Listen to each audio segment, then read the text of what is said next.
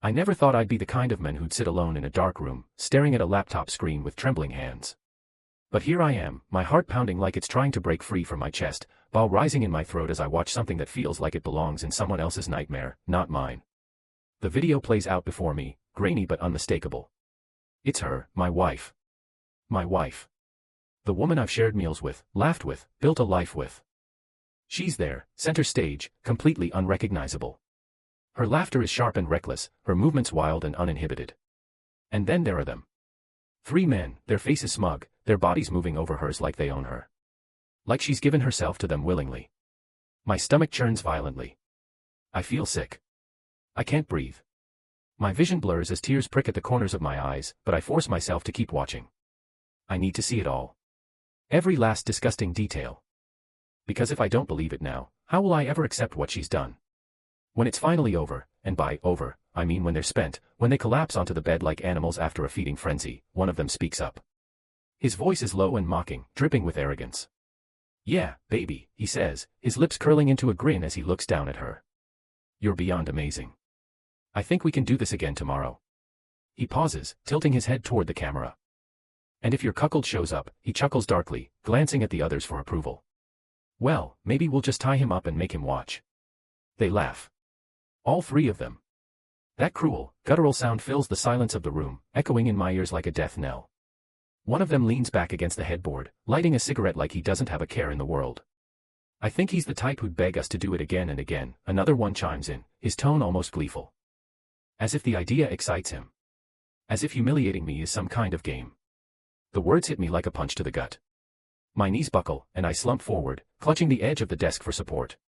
My mind races, trying to process everything I've seen and heard. How could she? How could they underscore? Who even are these people? Underscore. But deep down, I already know the answer. They're strangers to me, sure, but not to her. She let them into our home, into our marriage, into her body. She gave them permission to tear apart everything we had. Everything I thought was sacred. I closed the laptop lid with shaking hands, cutting off their laughter mid-sentence. The sudden silence is deafening. For a moment, all I can hear is the sound of my own ragged breathing. Then reality crashes down on me like a tidal wave. What do I do now? Do I confront her? Do I scream until my voice gives out, demand answers she probably won't give? Or do I walk away quietly, pretend none of this ever happened, and try to piece together whatever shattered remnants of dignity I have left?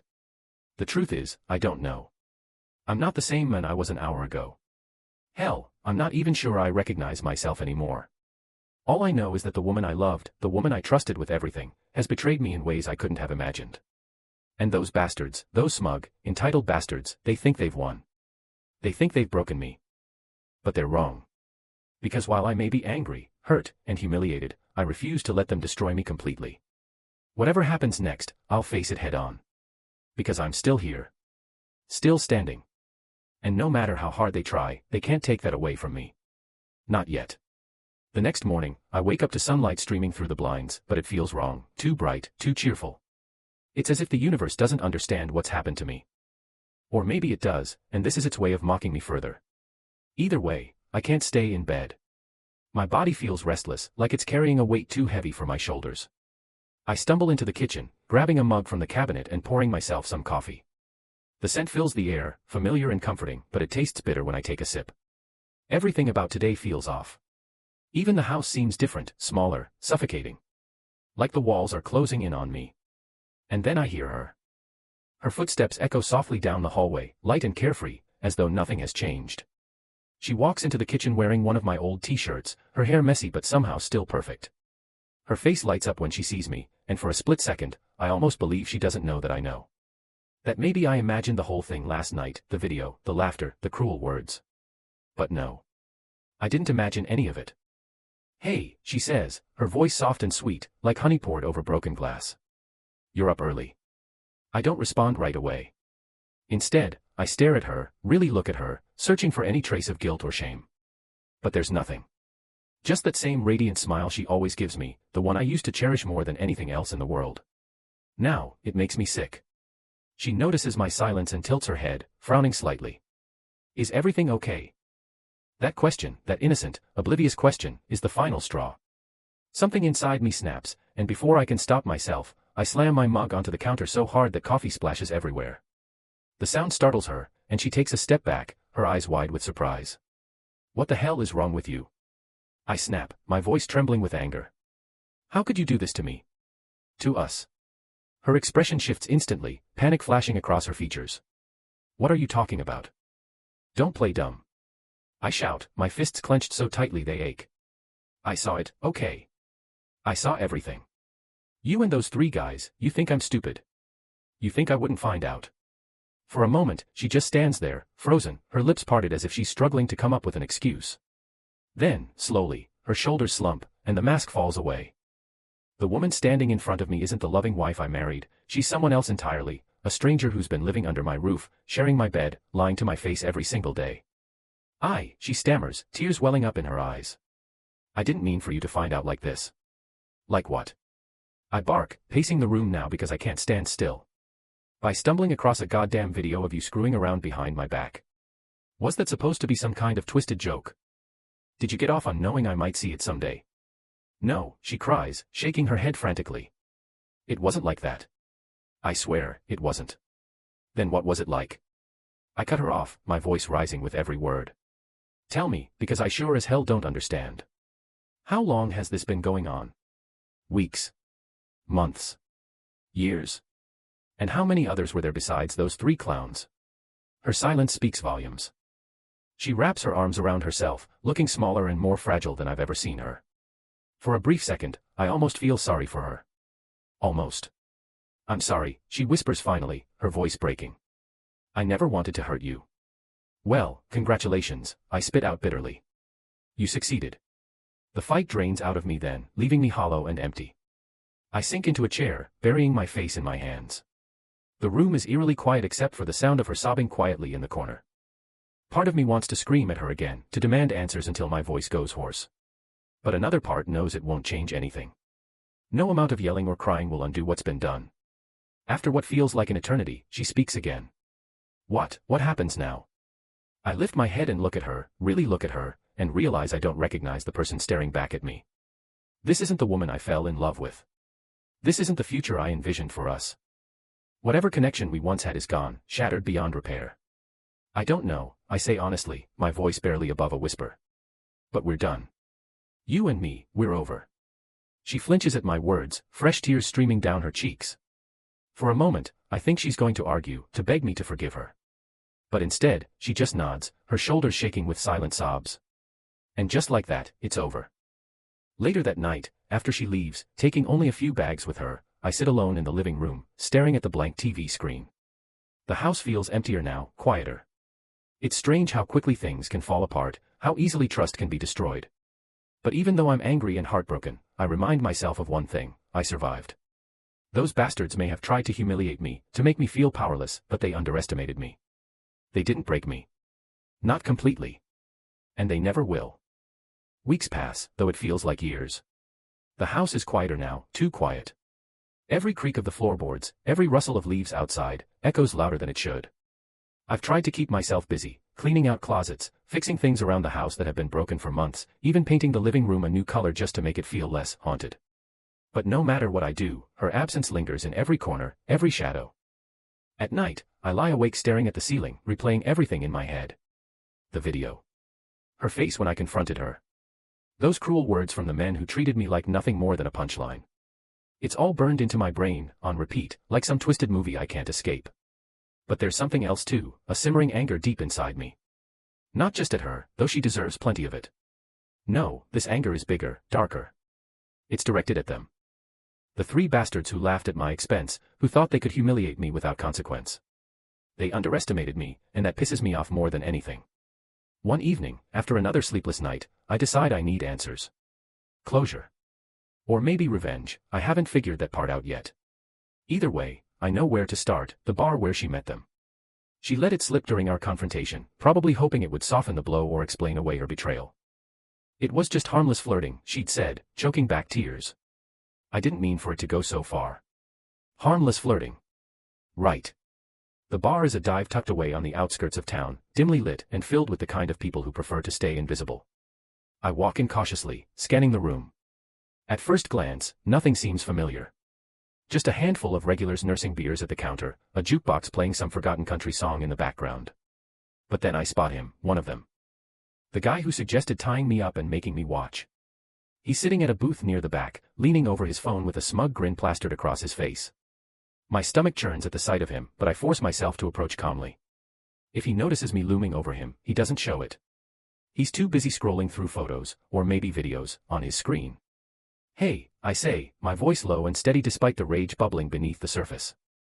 He glances up briefly, annoyance flickering across his features before recognition sets in. His smirk widens, and he leans back against the seat, crossing his arms lazily. Well, well. Look who decided to show up. Thought you'd be hiding under a rock somewhere by now. My fists clench instinctively, but I don't move. I came here for answers, not a fight, at least, not yet. You really think you're funny, huh? His laugh is sharp and mocking, just like in the video. Oh, come on, man. You gotta admit, it's kinda poetic. Married life got boring, so she found a little excitement elsewhere. Can't blame her for wanting better. Better. The word hits me like a punch to the gut, but I don't let it show. Instead, I pull out my phone and press play on the video I've kept saved for moments like this. I turn the screen toward him, letting him see himself, the arrogance, the cruelty, the utter lack of remorse. His smile falters slightly, but he quickly recovers, shrugging as if none of it matters. What's your point, he asks, though his tone isn't quite as confident anymore. My point, I say, leaning in closer so only he can hear me, is that you made a mistake.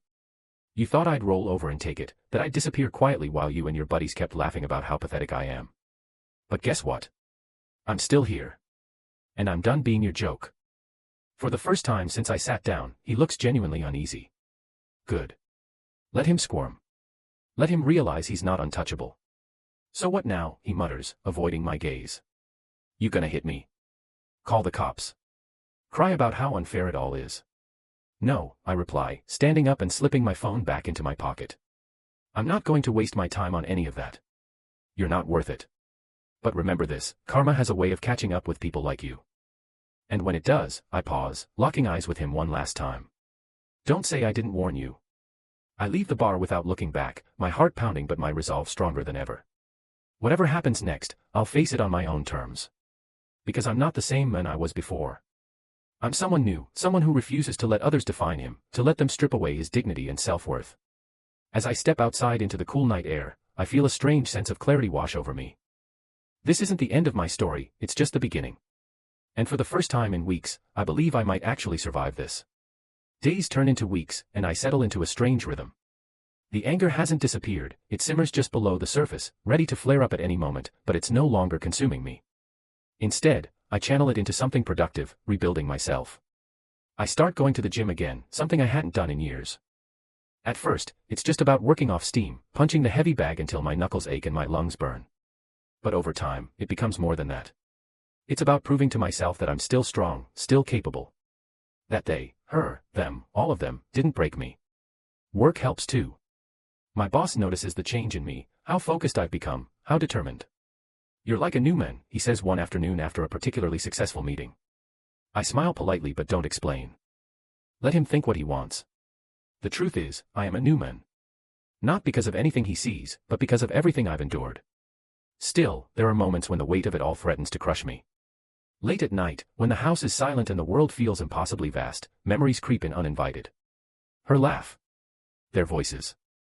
The way she looked at me during our final confrontation, guilty, broken, but also strangely relieved, as if confessing her sins had lifted some invisible burden from her shoulders. And then there's the question that haunts me most, why? Why did she do it? Was I really so inadequate, so boring, that she felt compelled to seek excitement elsewhere? Or was it something else entirely, something darker, more selfish? I don't have answers, and maybe I never will. But one thing I know for sure, I can't let her, or them, define me anymore. I won't be their victim. Their punchline. Their cautionary tale. Which brings me to tonight. I'm sitting at home, scrolling through social media half-heartedly, when a notification pops up. It's a friend request, from her. My stomach twists at the sight of her profile picture, a selfie taken months ago before everything fell apart. She's smiling, radiant, completely unaware of the storm brewing inside me. For a moment, I consider ignoring it. Blocking her, reporting her, deleting the app altogether. But something stops me. Maybe it's curiosity. Maybe it's pride. Or maybe it's the realization that this, the act of reaching out, is exactly what she'd expect me to do. To lash out, to beg for explanations, to give her the satisfaction of knowing she still has power over me. Not this time. I declined the request without hesitation, closing the app and setting my phone aside. As I sit there in the quiet of my living room, I feel a strange sense of peace wash over me. Declining that request wasn't just about rejecting her, it was about affirming myself. About choosing closure over chaos, strength over weakness. But life has a funny way of testing resolve. A few days later, I run into one of them, the second guy from the video, at the grocery store. Of all places. He's standing in the cereal aisle, examining boxes with the same smug expression I remember from the bar. When he spots me, his grin widens, and he saunters over like we're old friends. "Didn't expect to see you here," he says, his tone dripping with mockery. "Thought you'd be hiding under a rock or something." I freeze, gripping the cart handle tighter than necessary. Part of me wants to walk away, to avoid another confrontation. But another part, the stronger part, knows I can't keep running forever. If I want to truly move on, I need to face this head on.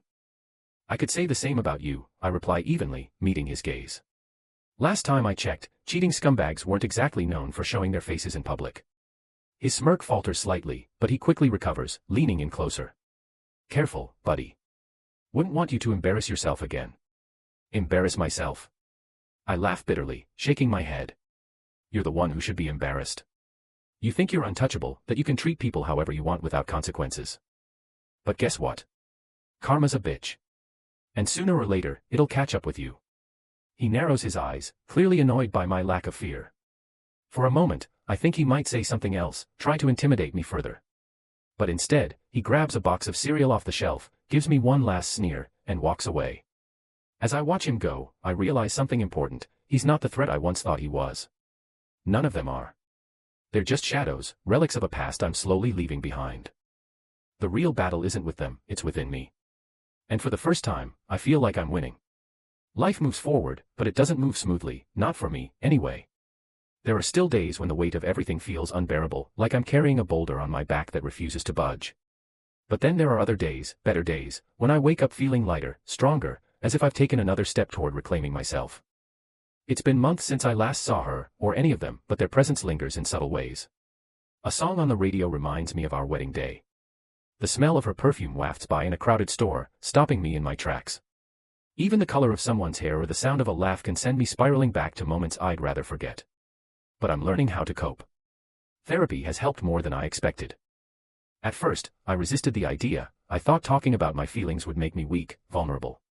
But sitting across from Dr. Morales, a kind-eyed woman who listens without judgment, I realized something: vulnerability isn't weakness. It's strength. And admitting I need help is the first real step toward healing. One evening after a session, she asks me a question that stops me cold. "Do you think you'll ever forgive her?" I stare at her, caught off guard. Forgiveness feels like an impossible concept right now, something reserved for saints or martyrs. How could I possibly forgive someone who betrayed me so completely? "I don't know," I admit, running a hand through my hair. "Maybe someday. But not yet." She nods, understanding. That's okay. Forgiveness doesn't mean forgetting what happened or excusing her actions. It means letting go of the hold she has over you. Because carrying anger and resentment around is exhausting. It eats away at you, piece by piece. Her words stay with me long after the session ends. That night, lying in bed, I replay them over and over in my head. Letting go. Moving on. It sounds simple enough, but it's anything but. Every time I think I'm close to putting it all behind me, something pulls me back, a memory, a trigger, a reminder of just how much I lost. And then, one Saturday afternoon, I get a call I never expected. It's her. At first, I don't answer. Her name flashes on the screen, glowing like a warning sign, and I let it ring until it goes to voicemail. But curiosity gets the better of me, and later that evening, I listen to the message she left. "Hey," her voice begins, hesitant and shaky. "I know you probably don't want to hear from me, and I wouldn't blame you if you didn't pick up. But I just wanted to say I'm sorry. Again. I know sorry doesn't fix anything, and I know I hurt you in ways I'll regret for the rest of my life. But I hope, someday, maybe we can talk. Just once. To clear the air." The message ends abruptly, leaving silence in its wake. My heart pounds as I sit there, staring at the phone, unsure of what to do next. Part of me wants to delete the voicemail and block her number forever. Another part, the stubborn, masochistic part, wants to call her back, demand answers, force her to explain herself in excruciating detail. But neither option feels right. Instead, I decide to write her a letter. Writing has always been easier for me than speaking. It gives me time to think, to choose my words carefully. So I grab a pen and paper and pour everything out onto the page, all the pain, the anger, the betrayal, the lingering questions. By the time I finish, my hand cramps, and tears stain the paper, but I feel lighter somehow. Like I've exorcised a demon I didn't even realize was haunting me. I don't send the letter. Instead, I fold it neatly and tuck it into a drawer, where it joins the growing collection of unsent letters I've written over the years, to her, to them, to myself. They're cathartic, these letters, but sending them would open wounds I'm not ready to face again. Weeks pass, and life continues its slow march forward. I start dating again, not seriously, just casual coffee dates and dinners with women who seem genuinely interested in getting to know me. It's awkward at first, like learning to ride a bike after years of walking. But eventually, I find a rhythm. One woman in particular stands out, a coworker named Claire who shares my love of old movies and bad puns. She's nothing like her, which is exactly why I like her. One night, after a particularly great date, Claire asks me a question that catches me off guard. "Are you happy?" she says, her eyes searching mine. Like, truly happy. I hesitate, considering the question. Am I happy? Not fully, no. But I'm closer than I've been in a long time. And for now, that's enough. I'm working on it, I tell her honestly. And that's progress. She smiles, squeezing my hand. Progress is good. As we walk back to our cars under the glow of streetlights, I feel a flicker of hope, a quiet reassurance that maybe, just maybe, I'll be okay. That the scars will fade, the memories will soften, and I'll emerge stronger on the other side. Life has a cruel sense of humor. Just when I think I'm finally moving forward, when I start to believe that maybe, just maybe, I've put enough distance between myself and the wreckage of my past, it throws me a curveball. It happens on a Tuesday afternoon, of all days. I'm at work, buried in spreadsheets and emails, when my phone buzzes with an alert from the local news app: fatal car accident claims 3 lives. At first, I don't pay much attention. Tragic headlines are a dime a dozen these days, and I've learned to tune them out. But something about this one feels off. The article mentions 3 men, all in their late 20s to early 30s, who died in a fiery crash on the outskirts of town. No names have been released yet, but authorities say they were known associates, involved in various altercations over the years. My stomach sinks as I read the details. The description is vague, but it's enough to send my mind racing back to those faces, the ones I've tried so hard to forget. Could it be them? The thought sends a chill down my spine, followed by a wave of guilt for even considering it. I tell myself it's nothing. A coincidence. There's no way it could be them. And yet, I can't shake the feeling that fate has intervened in some twisted, cosmic way. That night, I sit alone in my living room, staring at the TV as the story unfolds further. They release the names of the victims during the late-night broadcast, accompanied by grainy mugshots pulled from police records. My breath catches in my throat when I see their faces flash across the screen. It's them. All 3 of them. The room spins, and I grip the edge of the couch to steady myself. My heart pounds like a drum, each beat echoing louder than the last. Part of me feels vindicated, almost relieved, as if justice has been served without me having to lift a finger. But another part, a deeper, darker part, feels uneasy. Guilty, even. Like I somehow willed this to happen. Was it karma, as I'd told them? Or was it something else entirely? I spend the next few hours pacing the house, unable to sleep or focus. Every time I close my eyes, I see their smirking faces, hear their mocking laughter. Did they deserve to die? Maybe. But do I deserve to feel relief or satisfaction at their deaths? Absolutely not. By morning, the shock hasn't worn off. If anything, it's grown heavier, settling into my chest like a stone. I call in sick to work, knowing I won't be able to concentrate anyway. Instead, I drive aimlessly around town, trying to clear my head. Eventually, I find myself parked outside the bar where I confronted one of them months ago. It's closed now, boarded up and abandoned, but the memories flood back anyway. As I sit there, lost in thought, my phone buzzes again. This time, it's Claire. Her text is simple: "Are you okay? You seemed distracted last night." I hesitate before responding. How do I explain this to her, or anyone? That the men who humiliated me, who made my life a living hell, are dead.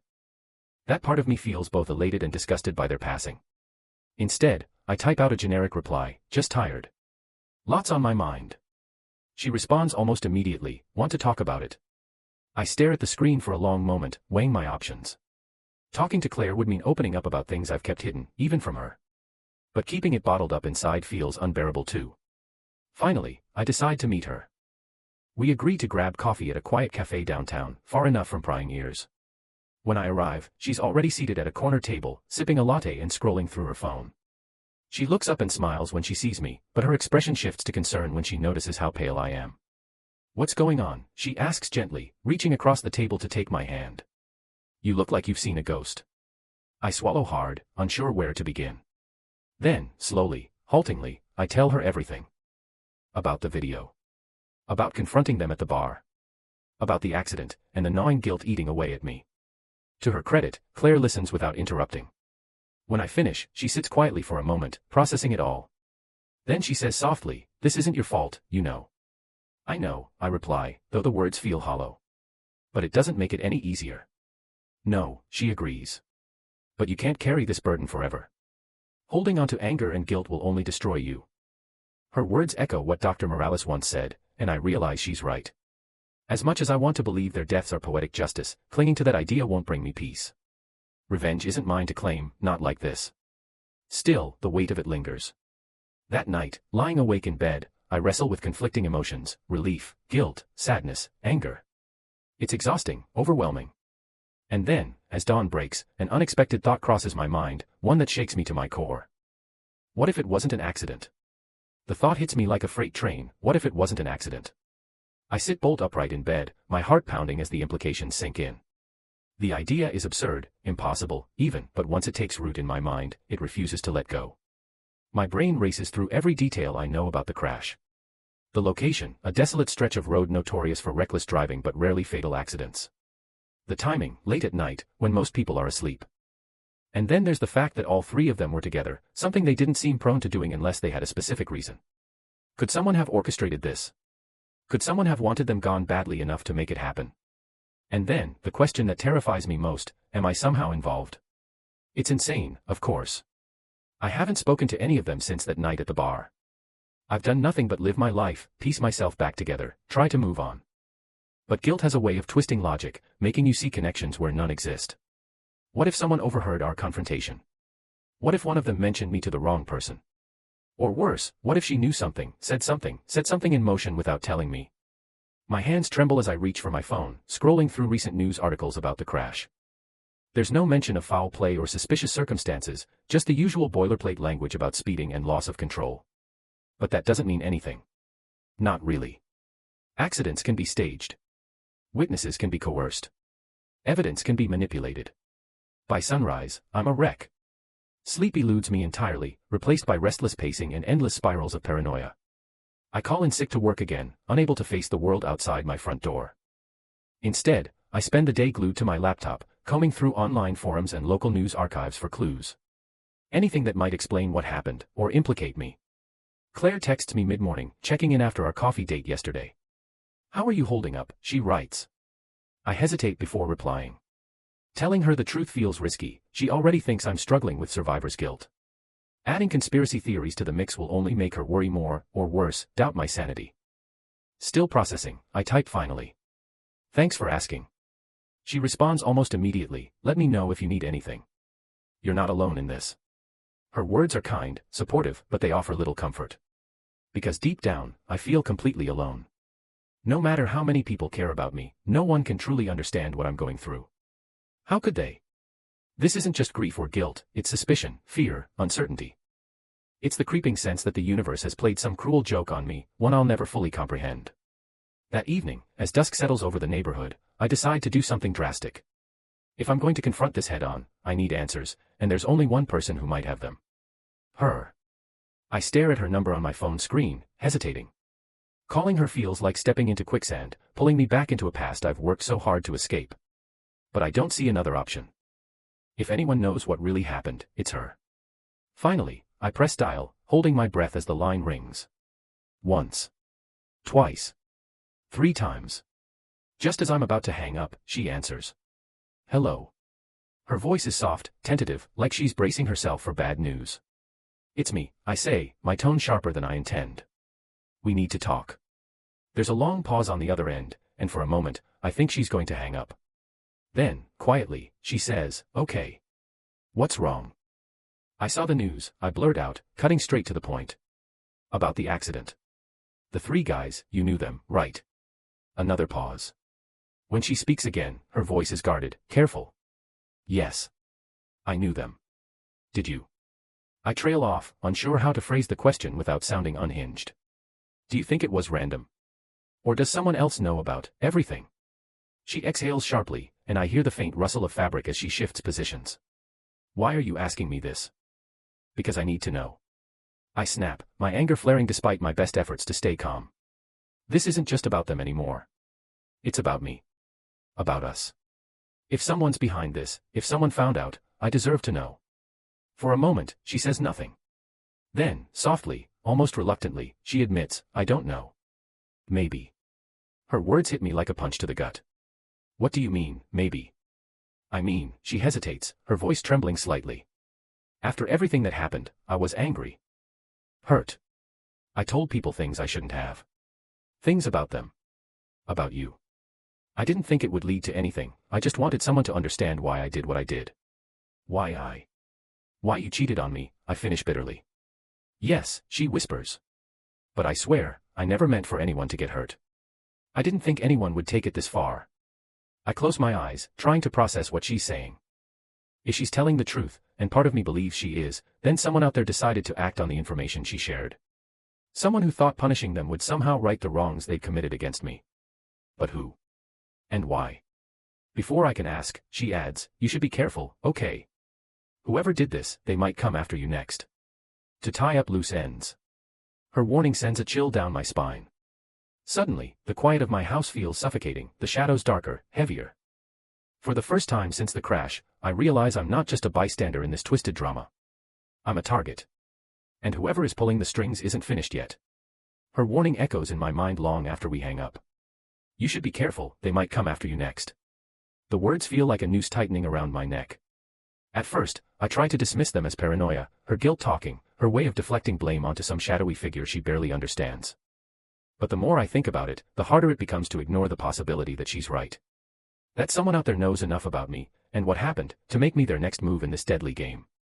I spend the rest of the night pacing the house, jumping at every creak of the floorboards and flicker of headlights outside. By morning, exhaustion weighs heavily on me, but sleep feels impossible. Instead, I sit at the kitchen table with a cup of coffee gone cold, staring at the wall as scenarios play out in my head. Who could it be? A friend of hers? Someone connected to those three men? Or worse, a stranger who saw an opportunity to play judge, jury, and executioner? My phone buzzes suddenly, snapping me out of my thoughts. It's Claire again. "Still thinking about you. Can we talk?" I hesitate before responding. How much can I tell her without sounding like I've lost my grip on reality? She's been supportive, patient even, but this is different. This isn't just grief or guilt, it's fear. Fear of something I can't see, can't control. "Not yet," I type finally. Need time to process everything. She doesn't push, which I appreciate, but her silence leaves me feeling lonelier than ever. The truth is, I don't know who I can trust anymore, not even myself. Every decision feels dangerous, every action loaded with potential consequences. That afternoon, I decide to take drastic measures. If someone's watching me, I need to know. And if they're planning something, I need to be ready. I start by securing the house. I check all the locks, install a new smart doorbell with a camera, and move my car into the garage instead of leaving it in the driveway. Then, I dig out an old baseball bat from the closet and prop it against the side of my bed. It's not much, but it makes me feel slightly less vulnerable. Next, I call in sick to work again, citing personal issues. My boss doesn't question it, he's seen how distracted I've been lately, but I know I can't keep avoiding life forever. Sooner or later, I'll have to face the world outside these walls. For now, though, staying hidden feels safer. But safety is an illusion, as I quickly learn. That evening, as I'm heating up leftovers for dinner, I notice something strange, a faint scratching sound coming from the back door. At first, I assume it's an animal, a raccoon or stray cat, but when I glance at the security feed on my phone, the yard is empty. Still, the noise persists, growing louder and more deliberate. My pulse quickens as I grab the baseball bat and tiptoe toward the door. The scratching stops abruptly, replaced by silence so thick it feels suffocating. I peer through the peephole, but the porch is dark and deserted. Just as I'm about to convince myself it was nothing, I hear it again, a soft knock, barely audible but unmistakable. My blood runs cold. Whoever it is, they're here. Who's there? I call out, gripping the bat tightly. My voice shakes despite my best efforts to sound confident. No response. Only silence. Against my better judgment, I unlock the door and swing it open, bracing myself for whatever, or whoever, is waiting on the other side. But the porch is empty. No one. Nothing except a single envelope lying on the mat. I pick it up cautiously, turning it over in my hands. There's no name or address, just plain white paper sealed shut. My stomach churns as I step back inside and close the door behind me, locking it firmly before tearing open the envelope. Inside is a single sheet of paper, folded neatly in half. When I unfold it, my breath catches in my throat. It's a message, written in block letters. You should have let it go. The room spins as I stare at the note, my heart pounding wildly. Let it go. What does that mean? Does this person know about my confrontation with the three men? About the video? About everything? Before I can process further, my phone buzzes again. This time, it's not Claire, it's an unknown number. Against my instincts, I answer. Hello. I say, my voice trembling. There's a pause on the other end, followed by a low, distorted voice. They got what they deserved. Now it's your turn. The line goes dead before I can respond. I sit frozen in place, the phone clutched in one hand and the note in the other. Whoever this is, they're not messing around. They know who I am. They know what I've done, or at least, what they think I've done. And now, they're coming for me. For the first time in weeks, I feel truly terrified, not just for myself, but for everyone around me. Claire, my co-workers, anyone who might get caught in the crossfire. If this person is willing to kill, there's no telling how far they'll go. As the reality sinks in, I realize I have two choices, run or fight. Running would be easier, disappearing, starting over somewhere new. But running wouldn't solve anything. It wouldn't bring closure, justice, or peace. So, I choose to fight. I may not have answers yet, but I refuse to let fear dictate my life.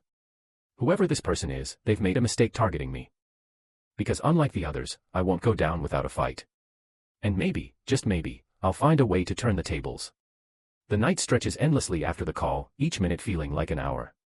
I sit in the dim glow of the living room lamp, the note clutched tightly in one hand and my phone in the other. My mind races with possibilities. Who could be behind this? What do they want from me? And how far are they willing to go?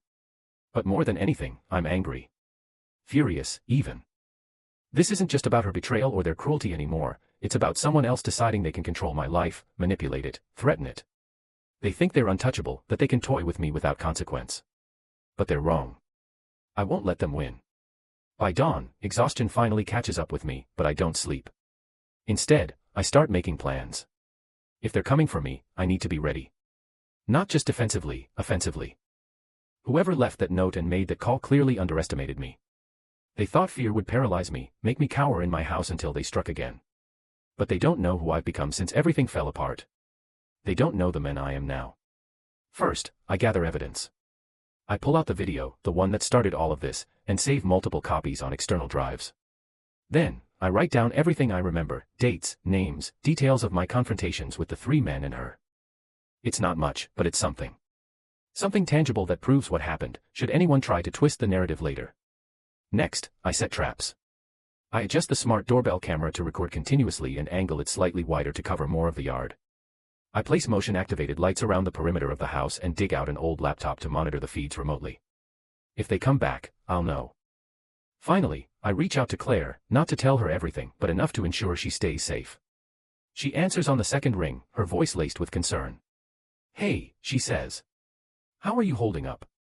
I'm okay, I lie, forcing calm into my tone. Listen, I need a favor. Of course. Anything. I might need to crash at your place for a few days, I say carefully. Just work stuff. Nothing serious. There's a pause on the other end. Are you sure everything's all right? Yeah, I reply, though the words feel hollow. Just trust me, okay? She agrees reluctantly, sensing there's more to the story but knowing better than to push. For now, that's enough. The last thing I want is to drag her into this mess, or worse, put her in danger. That evening, as darkness falls, I pack a bag and drive to Claire's apartment. Her place is small but cozy, filled with books and plants and soft lighting. It's the kind of home that feels safe, welcoming. Exactly what I need right now. You look exhausted, she says as she hands me a cup of tea. Want to talk about it? I shake my head, staring into the steaming mug. Not yet. Maybe tomorrow. She nods, giving me space, and we spend the rest of the night watching TV and pretending everything is normal. But as I lie on the couch later, listening to the hum of the city outside her window, I know nothing will ever feel normal again. Around midnight, my phone buzzes quietly. A notification pops up from the security app, motion detected at the front door. My blood runs cold. I grab my phone and open the feed, heart pounding as I watch the grainy footage. At first, there's nothing, just shadows shifting in the dim light. Then, slowly, a figure emerges. Hooded, face obscured, moving deliberately toward the porch. They're here. Adrenaline surges through me as I scramble to decide what to do. Calling the police feels futile, they'll never arrive in time. Confronting them directly is suicide. No, if I'm going to survive this, I need to outsmart them. I text Claire quickly, stay upstairs. Don't come down no matter what. She responds almost immediately, what's going on? Please, I type back. Trust me. Her reply comes hesitantly, okay. With that settled, I slip out onto the fire escape and climb down to street level.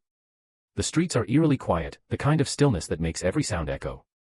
I move cautiously, sticking to the shadows, until I'm within sight of my house. The figure is still there, lingering near the door. They seem focused, intent, unaware of my presence. That's when I notice something strange, a faint red glow emanating from their pocket. A laser pointer? No, a targeting device. They're not just here to scare me. They're here to kill me. Without thinking, I grab a loose brick from the sidewalk and hurl it toward the edge of the yard, creating a loud crash. The figure jerks upright, startled, and turns toward the noise. In that split second of distraction, I dash forward, tackling them to the ground. We struggle briefly, grappling for control, but adrenaline gives me the upper hand. I manage to pin them down long enough to rip off their hood, revealing a woman. Young, maybe mid-20s, with wide eyes and trembling lips. She looks terrified, but not because of me. Because she knows she's been caught. Who sent you? I demand, gripping her shoulders tightly. Tell me. She shakes her head frantically, tears streaming down her face. I didn't mean to hurt anyone. I was just following orders. Orders from who?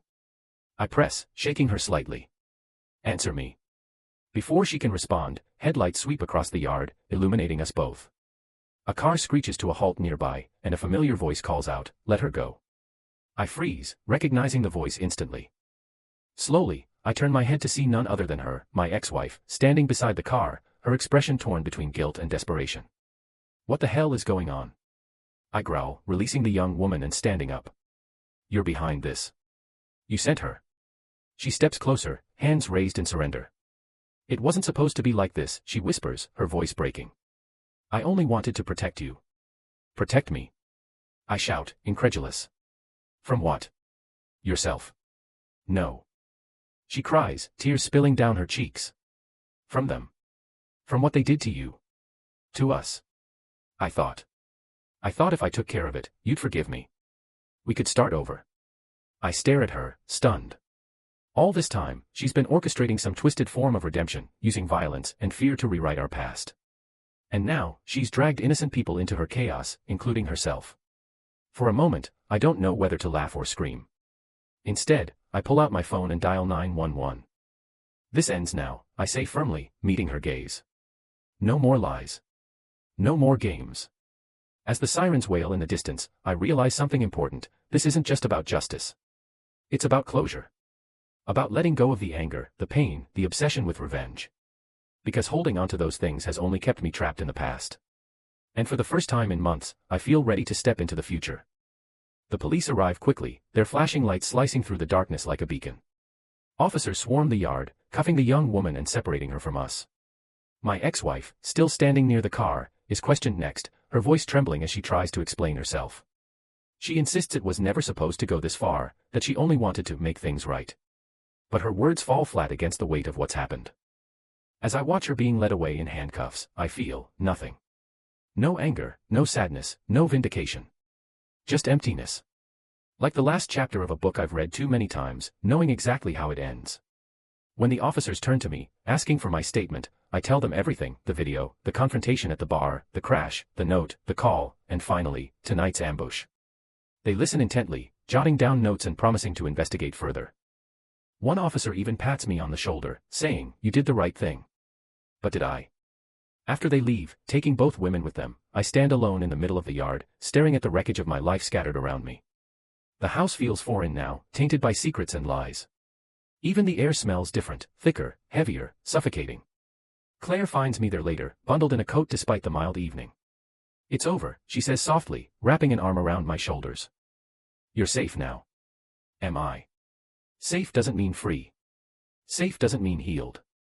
I nod anyway, forcing a weak smile. Yeah. Over. We walk back inside together, and she makes coffee while I sit silently at the kitchen table, replaying the night's events in my head. Every detail, every word, every choice. And then, something occurs to me, something I hadn't considered before. What if none of this was real? The thought hits me like a thunderclap. What if the entire ordeal, the crash, the note, the call, the ambush, was fabricated? Staged. A performance designed to teach me a lesson, force me to confront my own demons, and ultimately, let go of the past. It sounds insane, but the pieces fit too perfectly. The timing, the convenience, the way my ex-wife showed up just in time to stop things from escalating further. Was any of it real, or was it all part of some elaborate scheme? I don't have answers, but the question gnaws at me relentlessly. That night, unable to sleep, I dig through old files on my computer, searching for anything that might confirm or deny my suspicions. Eventually, I find it, a deleted email draft buried deep in my trash folder. It's addressed to me, and signed, but unmistakably written by someone who knows me well. Sometimes, we need to face our worst fears to move forward. Forgive yourself. Let go. Start again. My breath catches in my throat as I stare at the screen. Whoever wrote it knew exactly what buttons to push, how to manipulate my emotions, how to drag me kicking and screaming toward closure. Was it her? Or someone else entirely? Weeks pass, and life slowly returns to normal, or as close to normal as it can be after everything that's happened. The police investigation stalls, evidence is inconclusive, motives unclear. Charges are dropped against the young woman, and my ex-wife pleads guilty to conspiracy charges, accepting a plea deal that keeps her out of jail but ends her career. As for me, I try to focus on rebuilding. Claire becomes more than just a friend, she's a lifeline, a reminder that not everyone leaves when things get hard. Together, we start fresh, new routines, new dreams, new hopes for the future. But the question lingers, haunting me like a ghost, was any of it real? One evening, months later, I'm packing up boxes in preparation for a move to a new apartment when I stumble across something unexpected. Hidden beneath a stack of old magazines is a small USB drive I don't remember owning. Curious, I plug it into my laptop and open the single file it contains. It's a video, not the one of my ex-wife and her affair partners, but something else entirely. A recording of me, sitting alone in my living room late at night, talking to myself. I sound broken, defeated, consumed by anger and guilt. The camera angle suggests it was filmed without my knowledge, perhaps by someone hiding in the shadows. And then, at the very end, a distorted voice speaks directly to the camera. You needed to see this, to hear yourself, to understand why you couldn't let go. Now you know. Move forward, or stay stuck. The choice is yours. The screen goes black. I sit frozen, staring at the empty display as the implications sink in. Someone has been watching me all along, orchestrating every step of this nightmare, not to hurt me, but to save me. From myself. For a long moment, I don't move. Then, slowly, I delete the file and unplug the USB drive. Whatever game they were playing, it worked. I'm done looking back. Done chasing shadows. Done letting the past define me. Because now, finally, I'm ready to move on.